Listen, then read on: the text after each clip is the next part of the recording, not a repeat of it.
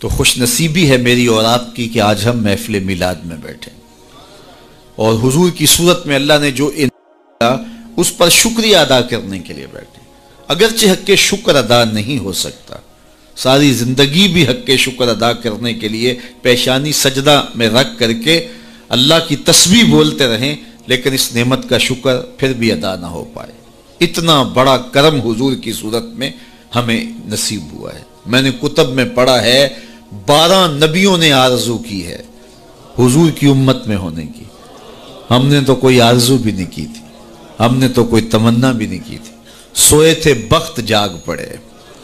ہمارے والد گرامی مسجد سے مولانا کو بلا لائے، انہوں نے کان میں آ کے کہا مبارک ہو تو حضور کا غلام بن کے آ رہا. تو یہ کتنی خوش نصیبی ہے ہماری. آرزویں کی گئی، تمنائیں کی گئی. انبیاء علیہ السلام نے ہاتھ پھیلا پھیلا کے اللہ کی بارگاہ میں دعائیں کی. نبی آنے والے کی خبر دیتے رہے. کسی نے کہا ربنا وابعث فیہم رسولا، مالک آنکھیں بوڑھی ہو گئیں اب بھیج بھی دے اسے. کوئی بولا مبشرم برسول یاتی من بعد اسمہ احمد، چلو میں تمہیں پتہ بھی بتا دیتا ہوں، نام بھی بتا دیتا ہوں، اس کا نام احمد ہوگا. یہ حضرت عیسیٰ علیہ السلام نے کہا.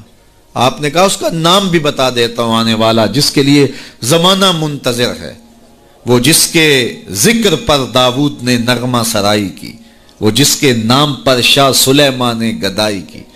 دل یحییٰ میں رہ گئے ارماں جس کی زیارت کے، لب عیسیٰ پہ آئے واز جس کی شان رحمت کے، جو بن کے روشنی پھر دیدائے یعقوب میں آیا، جسے یوسف نے اپنے حسن کی نئے رنگ میں پایا. ندانم آ گلے خنداں چے رنگو بودارت، ندانم آ گلے خنداں چے رنگو بودارت، کہ مرغے ہر چمنے آرزوئے اودارت. ہر کوئی اسی کا منتظر ہے، کوئی کہیں منتظر ہے، کوئی کہیں منتظر ہے. نستورہ کہاں منتظر ہے، بحیرہ راہب کلی ڈال کے شام کے راستے میں بیٹھا ہوا ہے. اس نے مذہب کی کتابوں میں پڑھا تھا کسی دن اس نے یہاں سے گزرنا ہے. وہی کلی جو ہے وہ ڈال کے بیٹھ گیا. وظیفہ کیا پڑھتا ہے؟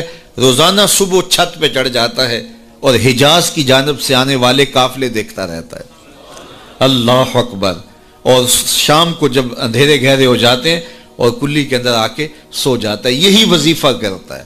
شب ہجر کی سختیاں کوئی اس سے جا کے پوچھے، شب ہجر کی سختیاں کوئی اس سے جا کے پوچھے، تیری راہ تکتے تکتے جسے صبح ہو گئی ہے. تو شام سویرے اسی کا، اس کا وظیفہ یہی ہے. پھر ایک دن وہ مقصود بھی آ گیا. اللہ اکبر. اس نے پہچانا کیسے کہ اس قافلے میں وہ ہیں. مشکات اٹھائیے اور کتب حدیث اٹھائیے، تاریخ کی کتب اٹھائیے، سیر کی کتب اٹھائیے. اس نے دیکھا کہ دائیں بائیں کے اشجار سجدہ ریز ہو رہے ہیں. تو وہ آج نیچے اتر آیا. تو اس کے جو ماننے والے تھے ان کو بڑی حیرت ہوئی، یہ تو شام سے پہلے نیچے نہیں اترتے، آج وظیفہ جلدی پورا کیسے ہو گیا. تو انہوں نے کہا جناب، کہا جلدی آج کھانا تیار کرو، یہ جو لشکر آ رہا ہے، یہ جو قافلہ آ رہا ہے، اس قافلے کی ہم نے دعوت کرنی ہے. اللہ اکبر. کھانا پکنے لگ گیا، اتنے میں قافلہ بھی آ پہنچا. تو قافلے والوں کو کہا گیا آج دوپہر کا کھانا آپ کا ہمارے پاس ہوگا. یہ قافلہ پہلے بھی یہاں سے گزرتا تھا. عرب تاجر جب شام جاتے تھے تو یہیں سے گزر کے جاتے تھے، اور اس کی کلی یہاں موجود تھی اور یہ یہاں کبھی رکتے بھی تھے، لیکن کبھی اس نے پوچھا بھی نہیں تھا، التفات بھی نہیں کیا تھا. آج پہلا موقع ہے کہ کہا آج تمہاری دعوت ہے. انہیں بڑی حیرت بھی ہوئی اور خوشی بھی ہوئی. مسافر کو کھانا مل جائے تو پھر وہ تو بہت خوش ہوتا ہے. تو اسے خوشی بھی انہیں ہوئی اور پھر حیرت بھی ہوئی کہ یہ پہلے کبھی پوچھتا بھی نہیں تھا. آج کیا خاص وجہ ہے کہ ہماری دعوت کی جا رہی ہے؟ خیر، کہا ٹھیک ہے. جب کھانا تیار ہو گیا تو کہا آ جاؤ. تو ایک بہت بڑا درخت تھا اس کے کنیسہ کے ساتھ، جس کا بڑا گھنا سایہ تھا. سارے وہاں آ کے بیٹھ گئے. حضور علیہ السلام بھی چونکہ ساتھ تھے اور حضور کو سامان کے پاس چھوڑ آئے. اور یہ آیا اور جس طرح کوئی چیز ڈھونڈتا ہے تو کہتا تمہارا کوئی شخص تو نہیں رہ گیا؟ کہا نہیں، سارے آ گئے ہیں. کہا نہیں کوئی؟ کہا ہاں ایک نوجوان ہے، 9 عمر ہے، اس کو ہم اپنے سامان کے پاس چھوڑ کے آئے. اللہ اکبر. میرے والد گرامی، یہاں ایک جملہ کہا کرتے تھے، مجھے یاد آ گیا، فرمایا کرتے تھے کہ اس نے کہا کیسی بارات ہے جو دولہے کو چھوڑ آئی ہے؟ تمہیں کون پوچھتا تھا؟ تم پہلے بھی تو گزرتے تھے، کبھی ہم نے پوچھا تھا؟ یہ ایسی بارات ہے جو دولہے کو چھوڑ آئی ہے، تمہیں کون پوچھے گا؟ تو حضور علیہ السلام کو جب لے کر کے آئے تو ظاہر ہے جتنا بھی درخت کا سایہ تھا اس میں لوگ براجمان تھے، بیٹھے ہوئے تھے، تو حضور آ کے دھوپ میں بیٹھ گئے تو درخت نے الٹ کے سایہ حضور پہ کر دیا۔ اللہ، بادل بھی سایہ کرتے تھے، درخت بھی سایہ کرتے تھے۔ تو پھر اس نے حضور کا ہاتھ پکڑ کے کہا ھذا سید العالمین، ھذا سید المرسلین۔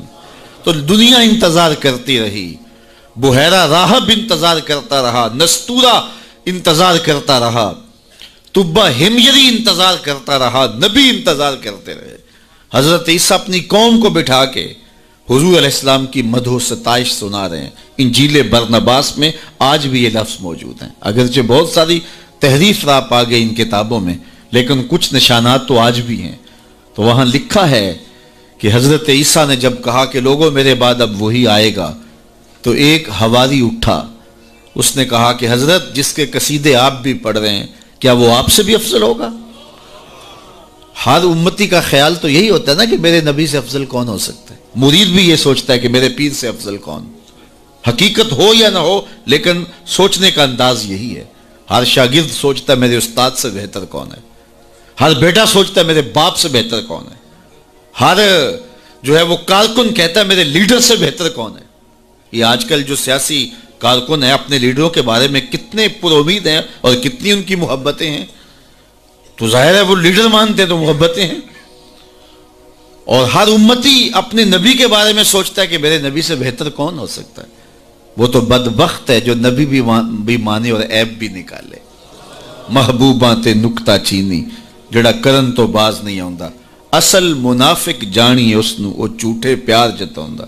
سانو دسیا عشق دے مفتی جڑا مڑ مڑ پیا فرماوندا، آزم جتھے دل لگ جاوے اتھے عیب نظر نہیں آتا۔ ہو بھی تو نظر نہیں آتا، ہو بھی تو نظر نہیں آتا، اور جہاں ہو ہی نہ، جہاں عیب ہو ہی نہ، وہ کمال حسن حضور ہے کہ گمان نقص جہان ہے۔ نقص تو بڑی دور کی بات ہے، اعلی حضرت بولے یہاں نقص کا گمان ہی نہیں ہے۔ خلقت مبرأ من کل عیب، حضرت حسان رضی اللہ تعالیٰ عنہ بولے ہر عیب سے پاک تخلیق کیے گئے ہیں۔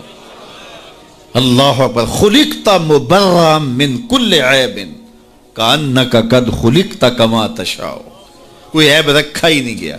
میں کہتا ہوں محبوب میں عیب ہو بھی تو دکھائی نہیں دیتا، اور جہاں ہو ہی نہ۔ رومی علیہ رحمہ، جن کو اقبال نے بھی اپنا مرشد مانا ہے، تمثیل کے انداز میں بات کرنے کا فن رکھتے ہیں، بات کرتے ہیں ایک سادہ سی مثال سے اور بہت بڑی حقیقت سمجھا دیتے ہیں، اور اللہ نے ان کو یہ ملکہ دیا۔